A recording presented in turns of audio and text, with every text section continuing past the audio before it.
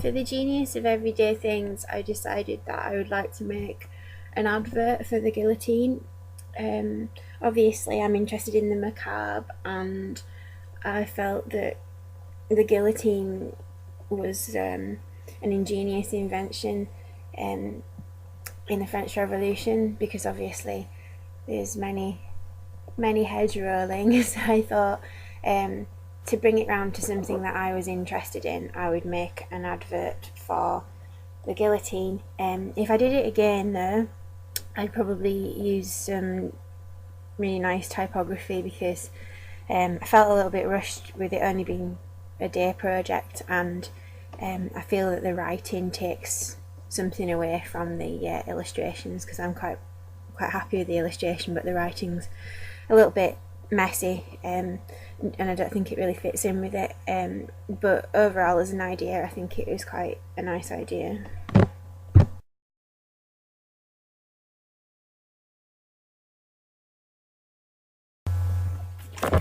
I began my magic theme by reverting back to what I'd previously done and drawing women, as when magic was mentioned, I immediately thought of the dishevelled looking gypsy fortune tellers reading tarot cards and messing around with Ouija boards and things like that. However, I wanted to try and develop some previous characters and ideas that I'd had in my last project, so I decided to make these nocturnal theatres. Um, the theme was still based around old fortune tellers and the occult, but I decided to further develop this story by having my characters meddling around with Ouija boards and raising the forest spirit, or the stag. He would then haunt the woods and roam around, scaring people forever. Overall, I'm very proud of my work on this project.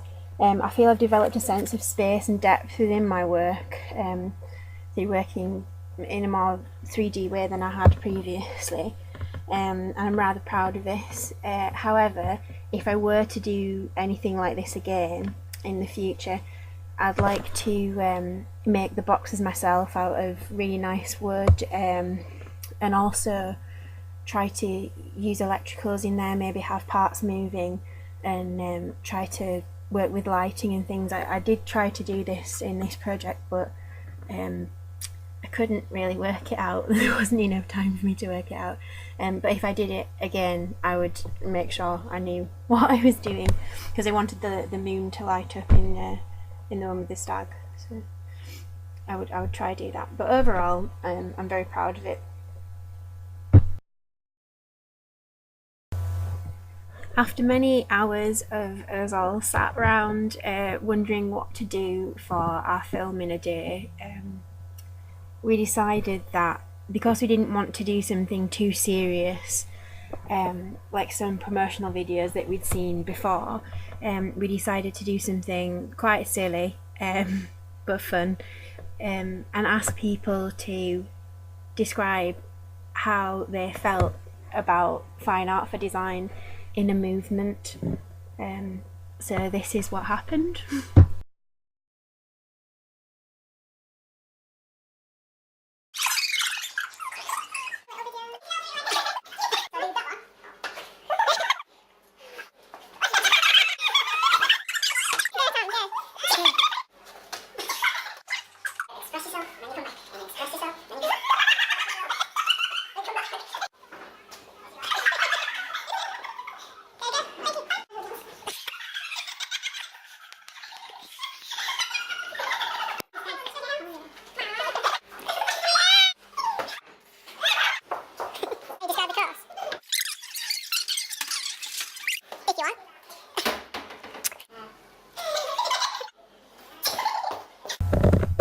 Once we'd filmed everything and decided that that's what we wanted to use, people doing the dance moves or expressional moves, we decided that some of them were quite long, so we had to cut it.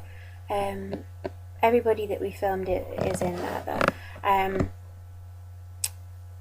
So yeah, we cut the video, and we decided it might be a nice idea to speed it up and leave all the laughter in. because we thought it was nice that we made a piece of work through basically just having fun. Really, we thought it was quite a nice sentiment, because I think it does sum up some days at college, really, when you just have fun but something nice is created. So we thought it was a nice way of representing that.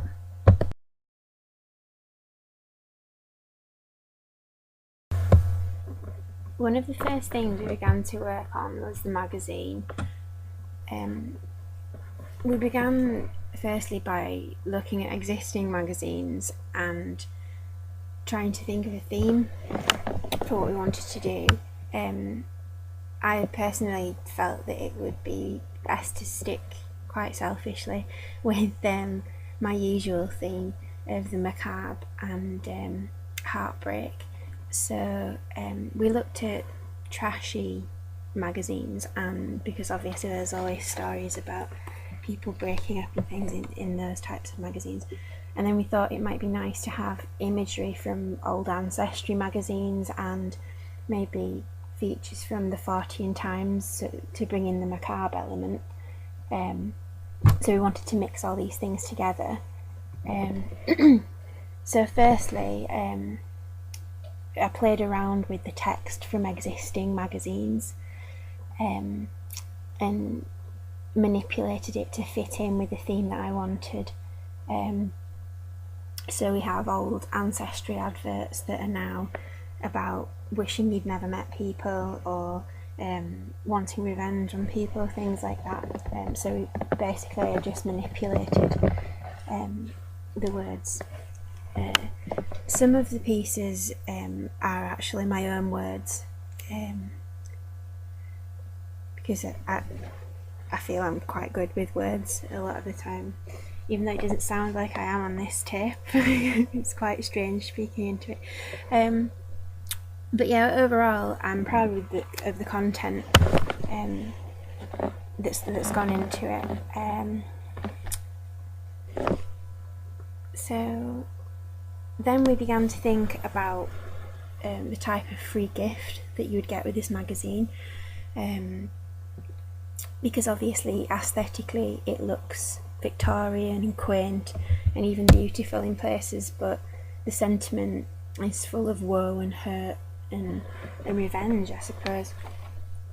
So I thought it would be perfect to create something bittersweet, and I thought that Stitch looked really beautiful and quite old-fashioned, but you could write something quite horrible inside it, but it would still be aesthetically pleasing. So I thought it would be perfect. And then when I thought about it, because it was all about emotions, I thought it would be perfect to, instead of getting needles and thread and stitch and things that you would get in a regular cross-stitch free gift, I thought it would be nice if, instead of all that, you just got a list of emotions that had gone into it, or that you should feel if you were recreating it, which I thought was quite a good idea. I was quite proud of myself on that one. Admittedly, I feel when I look at the pieces that I made for my anti-cross stitch, because that's what I called it, I feel that I could have made them look a bit more professional and crisp. As you can see, the glue and things on the card, which when I look at them now, I think it looks a bit unprofessional, really. But saying that, I am still really proud of the idea behind it, and if I were to do them again, I would make sure that you couldn't see the glue and things. I still do like the handmade quality of it. I didn't want it to be too crisp and too graphic-y, but yeah, it's not very good when you can see glue and things, so I would make it a lot more professional looking. But overall, I'm very proud of the work that I've done on the magazine. I like playing around with the words and text, whether it's existing or whether I'm just making stories up in my head. I like the way that the magazine looks. A lot of the editing on the computer was done by Olivia, because obviously I'm not very good on computers, but we did sit together and decide on the layout and things, so it was a joint effort. Overall, I'm very proud of everything that's gone into it. I nearly forgot to mention that our magazine was called Vicious Cat. We actually found a picture of an old gentleman and then put a cat's head on it and a vicious smile, and we decided that he could be sort of the mascot for our magazine, seems though it was called Vicious Cat and he looked quite vicious. And we decided that we should put him on some more free gifts and have them as calling cards and postcards. We also, this is a joint decision, it wasn't just me, we also chose our favourite images from within the magazine and have also used those as a set of cards to give away with the magazine as well.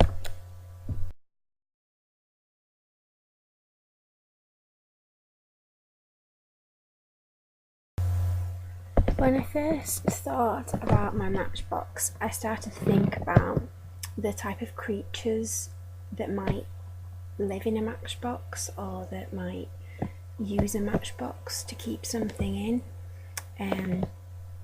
Again, I went back to the macabre and I thought fairies would use matchboxes to put things in, and then I thought I didn't want to do a nice fairy, I wanted to do a horrible fairy.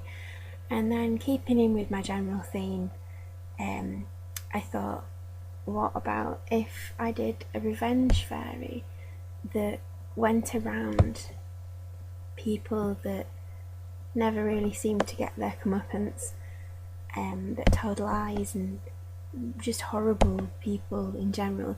If she went round with her bad fairy's tooth kit, collecting their teeth, pulling their teeth out with pliers, and then stitching their mouth up so they couldn't tell any more lies. And the story got more and more elaborate as I started to make my box, and I just think it's a really nice idea. Well, nice, I don't think is the right word. Interesting idea, maybe, because I just thought it would be nice if something like that existed, even though it's quite a terrible and brutal thing for fairies to go around ripping people's teeth out. I like the aesthetics of it. I think it's quite a nice piece. I like to use small, tiny objects sometimes in my work. I've always been interested in things like that, little trinkets and bits and bobs. I suppose because I've always been interested in fairies and little creatures and things like that. I think maybe that's where that comes from. So that's the story of the matchbox and why I did it. There's little labels in there explaining what to do with the things that are in there. I actually made some pliers to rip the teeth out with. There's a tooth collection jar with individual teeth that I made out of Fimo. The red in there is obviously supposed to be blood, but it's just rose juice, really. There's a tiny bottle of ether in there to knock people out whilst you're ripping the teeth out. There's a needle and some yellow stitch. I used yellow thread to represent the colour of cowards, so everyone notices, oh, yellow, they're so yellow bellied and things like that. So that's why the thread's yellow. But if you look on the actual instruction sheet, it explains everything and what's in there and what to do. But overall I'm really proud of it. I decided not to really use any colour apart from the red that was in the jar, because I wanted it to look dirty and old. Well, maybe not dirty, but sort of antique and stained, like it had had a lot of use. The black ink I chose to use because you could interpret it as that's blood splatter on there, or you can maybe think it was just dirt. So I think that's quite nice and interesting that you don't really know what the stains are from. Overall, I'm really proud of this. I really like it. I think it looks really professional, and yeah, I'm very proud of myself.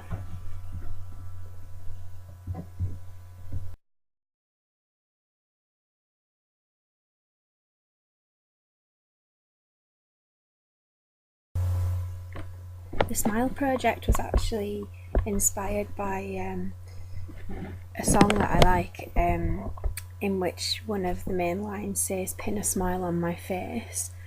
I took this line from the song and I thought I'd play around with the sentiment of it, because sometimes I feel that when you're quite low, it does feel like you have to pin a smile on your face if it's physically impossible to smile,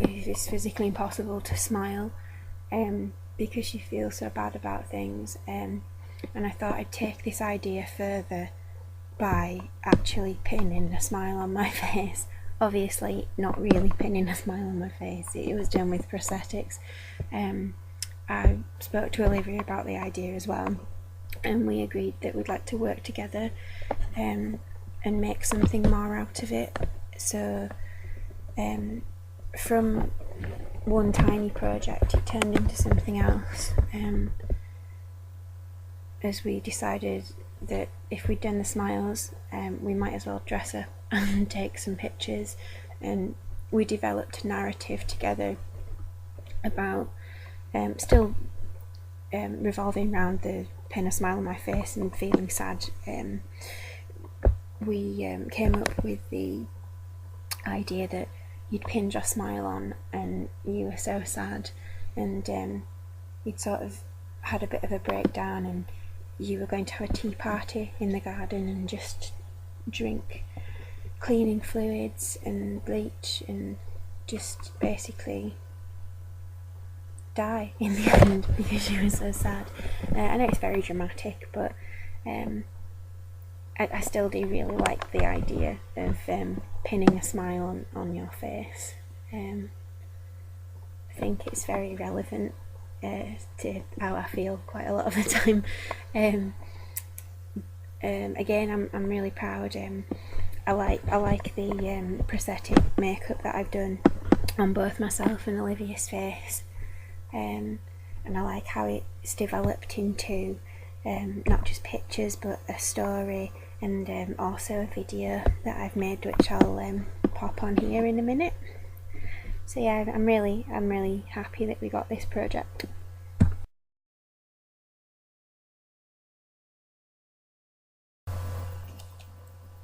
Stop all the clocks, cut off the telephone, prevent the dog from barking with a juicy bone.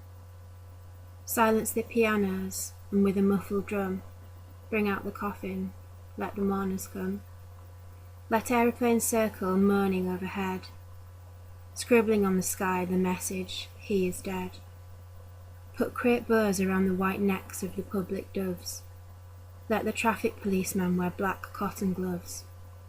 He was my north, my south, my east and my west, my working week and my Sunday rest, my noon, my midnight, my talk, my song. I thought that love would last forever. I was wrong. The stars are not wanted now, put out every one. Pack up the moon and dismantle the sun.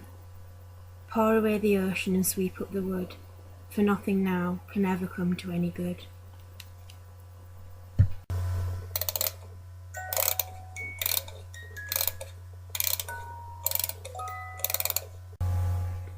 For the animation, I used my favourite characters from my drawing book. I liked the idea of bringing these characters to life outside of the drawing book. I also wrote a song for the piece. It sounds really silly, but it actually came to me in a dream. I just woke up singing it in my head. I think maybe because I was feeling quite sad at the time and everything seemed to just fit together, I thought that love did seem a little bit like eating a table because it was impossible. So I thought it would be quite nice to put these things together into a song and then use it for the animation, obviously with the brief of how to eat a table. So I thought it worked quite nicely. So anyway, I wrote it down and then I recorded it the next day with Jess. And for the actual animation itself, we both sat down and made a storyboard. I drew everything on the storyboard and Jess wrote down the directions so that we could follow it when we were filming. The majority of the story for the characters was based upon their original meaning in the drawing book. It was just a case of bringing the story to life and, you know, moving everybody. Jess filmed everything and I sat and moved all the characters. Jess was in charge of the movement of the blossom because I kept messing it up. And we both edited the film at the end of the day.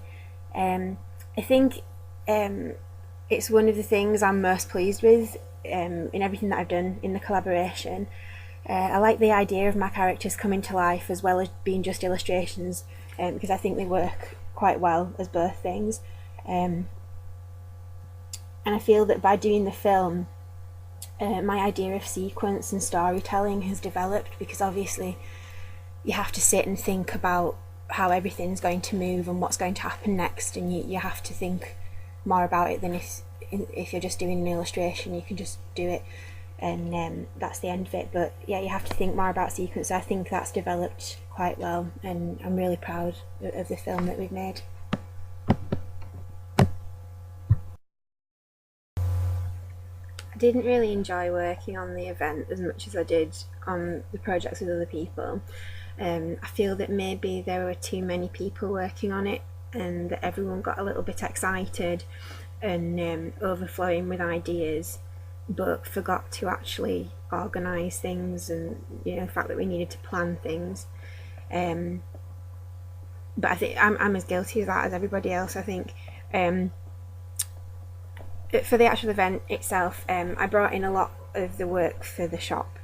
I also set up the shop on the day, and I brought in the thank you buns. Well, a lot of them other people do as well, and set up the cake table as well.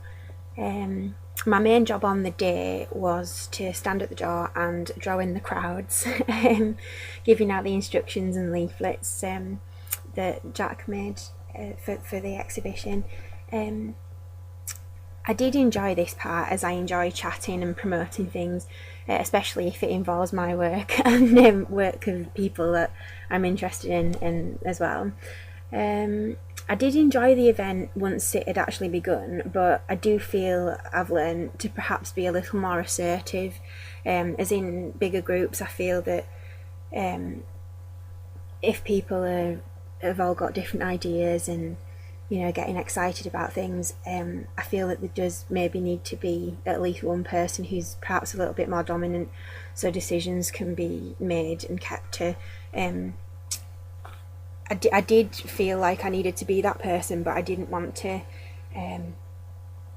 seem bossy and didn't want everybody to hate me for it. But I think that in future, not just myself but everybody needs to be a little more assertive so that things can get done and organised. But I think that's the one thing that I've learned from this, even though it was a success in the end.